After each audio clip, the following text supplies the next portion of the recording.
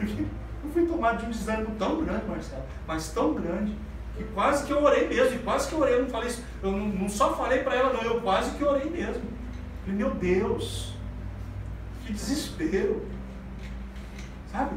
Em um momento a gente é tão usado por Deus, e no outro a gente olha para outra situação, parece que tudo está desabando sobre nós. E mesmo que algumas coisas sejam tão pequenas, gente, isso faz um mal tão grande para nós, que eu falei mesmo, falei, Senhor, eu estou quase orando para o Senhor voltar logo. Ou estou quase orando para o Senhor me levar. Você já nunca passou por isso? Quem nunca passou por isso? Daquela situação de você quase pedir a morte. Você parar assim, na presença e falar assim, meu Deus, eu acho que eu não mereço mais viver não. Eu acho que eu nem quero mais viver. Me mata logo. É um sentimento, gente, que pode alcançar qualquer pessoa. Pode alcançar sim um homem de Deus. Aí você olha para esses pastores que estão se matando, se suicidando, literalmente. Você fala, Deus não está na vida desses caras. Aonde estava Deus na vida desses caras que eles se mataram? Gente, dá uma lida, né, nesse texto. Compara a vida desses homens à vida de Elias. Como Elias foi usado por Deus. E como esse homem, ele estava aqui, ó, com todos os sintomas de um homem depressivo, servindo a Deus. Servindo a Deus. Então a gente é muito preconceituoso. A igreja tem se tornado muito preconceituosa. Depressão é falta de Deus. Ah, você está depressivo, falta de orar, falta de buscar Deus. E a pessoa está buscando a Deus, buscando a Deus, buscando a Deus. Gente, e quantas pessoas não buscam a Deus e estão depressivas? E não buscam ajuda? Eu acho que a gente tem que estar com o coração mais aquebrantado a esse tema, sabe? Esse tema depressão, a esse tema medo, a esse tema fracasso, a esse tema que envolve as pessoas lá fora. Aqui dentro não pode envolver. Mentira. Mentira. Gente, um homem como Elias, você quer dizer para mim que um homem como Elias não era um homem coberto pela presença de Deus? Mas sentiu medo, sentiu desânimo. A Bíblia está dizendo aqui que a hora que ele teve uma notícia, ele fugiu da presença dos inimigos, ele encontrou uma moita e entrou debaixo ali e começou a pedir a morte. No coração dele ele estava pedindo a morte. A morte. E era um homem de Deus.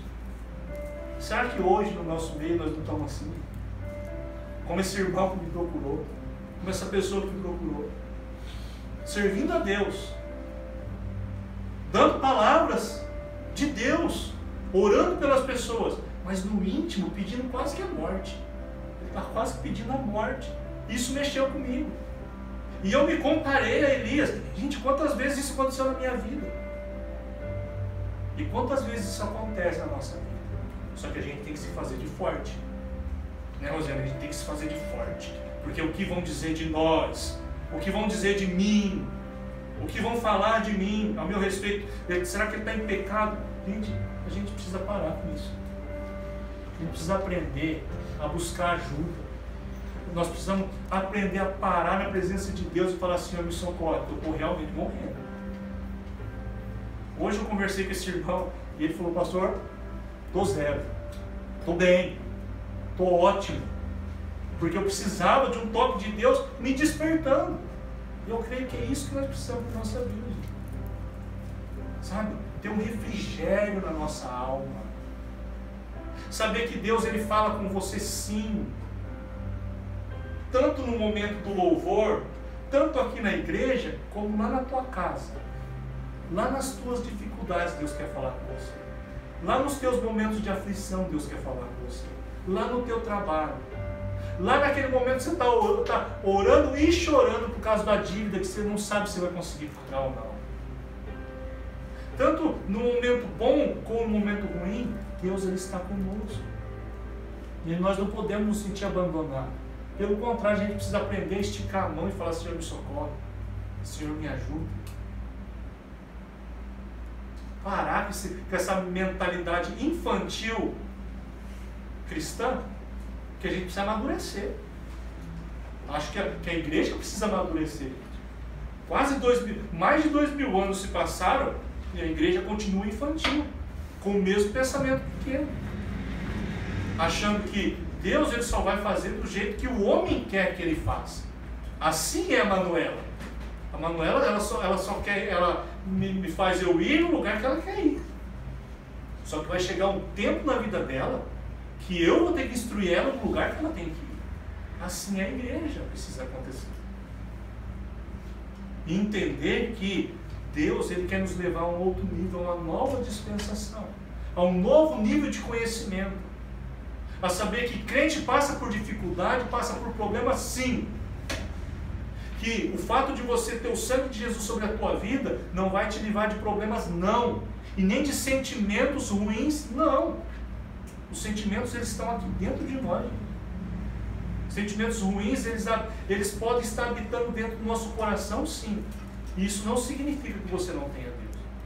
Pelo contrário, Deus quer tirar esse sentimento de você, se fazendo notar, falando comigo e com você.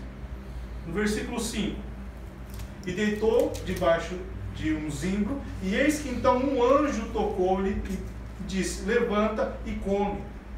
Ele dormiu debaixo desse zimbro. Gente, sabe o que significa dormir? Se desligar. Não é descansar. Eu não sei quanto a você, mas nem sempre que eu durmo eu descanso. Às vezes eu durmo de desespero. Eu acordo mais cansado do que antes de ter dormido. Dormir às vezes para nós é uma fuga. Você viu uma pessoa em depressão? Ela só quer dormir, só quer dormir. Não é preguiça, não é cansaço, é fuga. Ela quer se desligar, se desconectar com ele. Às vezes uma pessoa ela só quer jogar um videogame para se desconectar. Às vezes a pessoa só quer entrar na internet, navegar na internet para se desconectar. Esse dormindo aqui tem vários significados. Vários significados. E quantas vezes a gente não quer se desconectar? A gente até vai na igreja, até come um pouquinho. O anjo vem e fala com a igreja, a gente se alimenta da palavra de Deus, mas de repente a gente volta e dorme novamente. Esse desconectar de Deus, às vezes é uma fuga. Você consegue realmente estar 100% ligado na palavra de Deus? Não estou falando de divertir não, gente. Não estou falando contra jogar, contra brincar, não estou falando disso. Eu estou falando daquele nível espiritual que a gente não consegue mais ficar na presença de Deus. Nós não conseguimos mais buscar Deus. Elias estava assim. Elias estava num ponto que ele fugiu e ele foi dormir, ele se desconectou, aí o anjo veio e tocou ele, alimentou. É o que nós fazemos. A gente vem na igreja domingo, a gente se alimenta, a gente sai daqui e a gente se desconecta. A gente volta a dormir. Isso já aconteceu comigo. Isso já aconteceu comigo. Eu estou dizendo isso para você não para te escandalizar, mas para te mostrar que, gente, isso acontece na vida de qualquer pessoa. Só que isso não é sinal de que Deus não está conosco. E olha só, continua lá, no versículo 6. E olhou, e eis que na sua cabeceira estava um pão sobre brasas e uma botija de água, e comeu e bebeu, e tornou-se a deitar. É assim que eu estava dizendo agora. Vem para a igreja de novo, alimenta de novo, e volta a dormir novamente. Só que no versículo 7, o anjo do Senhor tornou a tocar uma segunda vez, tocou e disse: levanta-te e come, porque muito comprido te será o teu caminho. Às vezes, sabe o que nos faz prosseguir? E o que Deus precisa nos lembrar? Do nosso chamado. Ou será que só eu que muitas das vezes Deus precisa me lembrar do meu chamado, para eu entender que eu preciso acordar do meu sono, preciso acordar desse lugar de fuga para continuar aquilo que Deus me chamou. Gente, eu passei 3 anos dormindo, 3 anos desconectado com Deus. Lia a palavra, voltava a dormir. Ouvia um louvor, voltava a dormir. Louvava o Senhor, voltava a dormir. Porque eu não queria mais continuar. Gente, chegou um tempo da minha vida que o peso que o ministério se tornou, principalmente das coisas que aconteceram, me levaram a um nível tão grande de depressão espiritualmente falando, que eu só queria dormir. Eu só queria dormir. Até que um dia o Senhor me lembrou do meu chamado. O Senhor disse: levanta, agora você vai ter que comer, você vai ter que se levantar, porque você ainda tem que correr muito. assim como todos nós ainda temos que correr muito. Tem muita coisa para fazer, dona Tata, não dá para dormir mais. Não dá para pensar assim, já estou velho, não tem mais nada para fazer. Mentira do diabo, mentira da nossa alma cansada. Existe muita coisa ainda para a gente fazer. Existe muita coisa ainda para a gente percorrer. Existe muita coisa ainda para a gente ensinar.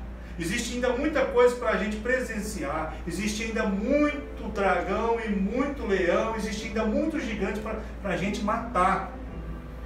Nós precisamos despertar desse sono. Só que de repente isso se torna uma obrigação. É uma obrigação. Como Elias. Deus falando para ele, eu estou te lembrando que você tem muita coisa para você fazer. E Elias, ele vai, ele come, e ele continua correndo. Ele continua correndo, eu não vou ler mais para não perder mais tempo. Ele continua correndo. Aí a Bíblia diz que ele se levanta e ele corre, e ele começa a caminhar 40 dias e 40 noites. Isso acontece com a gente. Isso aconteceu comigo. Me levantei, comi, comecei o ministério de novo, comecei a caminhar, mas, gente, é muito fácil uma coisa acontecer. Eu estou fazendo por obrigação. Ou será que é só comigo? Vou falar com os mais velhos de ministério. Não é assim? Às vezes a gente começa a fazer por obrigação. Porque sabe que tem que fazer. Sabe o que tem que fazer. E esse é um sentimento que o diabo colocou em você? Não. É um sentimento do cansaço. É um sentimento humano. É um sentimento mostrando que nós somos humanos e nós precisamos de Deus. A única coisa que vai nos ajudar a executar o propósito de Deus é a sua presença. Somente a sua presença. Só a presença de Deus que vai nos ajudar a executar os propósitos que Ele tem para mim e para você. O cansaço, ele pode estar presente aí hoje na tua vida. Sabe? Não, eu tenho que fazer porque é o meu chamado. Ai, que coisa. Se não fosse esse chamado, era bem melhor comprar uma charrete, uma égua boa de charrete, uma varinha de pescar, morar no interior, tratar de galinha, tratar de porco. Às vezes não parece melhor? Às vezes a gente abre mão até da riqueza, até de muitas fortunas, só para ter paz. É isso que falta no nosso coração. Paz. Eu acho que é isso que o Espírito Santo ele quer manifestar no nosso coração. Paz. Saber que se você tiver muito, você está em paz. E se você não tiver nada, você também vai estar em paz. Essa é a diferença daqueles que servem a Deus e aqueles que não servem a Deus. Essa é a diferença que nós precisamos entender, que precisa se ter no meio do povo de Deus. Gente, Elias, um homem sendo tão usado por Deus, esses sentimentos todos estavam no coração desse homem.